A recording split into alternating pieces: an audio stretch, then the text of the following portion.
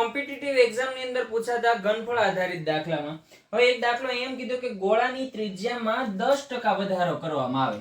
કેટલો વધારો? 10%. તો તેના ઘનફળમાં કેટલા ટકા વધારો થશે? તો આપણે એનું ઘનફળમાં કેટલા ટકા વધારો થાય એ આપણે જોવાનું છે. પહેલા તો આપણે તો ગોળાનું ઘનફળ, એનું ઘનફળનું સૂત્ર શું થાય? ઘનફળ બરાબર 4/3 પાઈ r ક્યુબ. બરાબર, આ એનું ઘનફળ. હવે શરૂઆતમાં એની ત્રિજ્યા કેટલી હતી? તો ધારી લઈએ કે 100 સેન્ટીમીટર હશે અથવા તો 100 એકમ છે. બરાબર, હવે એનો 10% વધારો. 10% વધારા પછી નવી ત્રિજ્યા જે 10% વધારો એટલે કે 110 સેન્ટીમીટર થઈ ગઈ. બરાબર, હવે અહીંયા ધ્યાન આપજો કે કેટલો વધારો થાય એમ છે. જો ઘનફળ પહેલા જે ત્રિજ્યા હતી એમાં તે 4/3 પાઈ અને નવી ત્રિજ્યા આવી એમાં તે 4/3 પાઈ, એની વેલ્યુ કોઈ બદલાવાની નથી. પહેલા કેટલી હતી? તો કે 100 સેન્ટીમીટર એનો શું છે? ઘન. અને નવી ત્રિજ્યા શું આવી?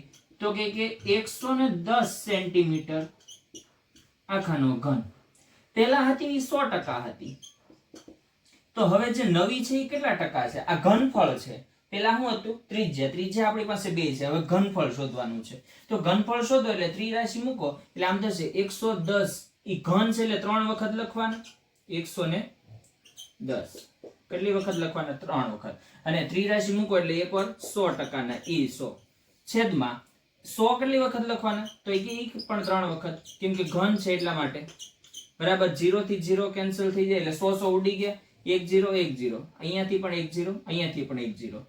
11 ગુણ્યા 11 ગુણ્યા 11 3 વખત એટલે કેટલો?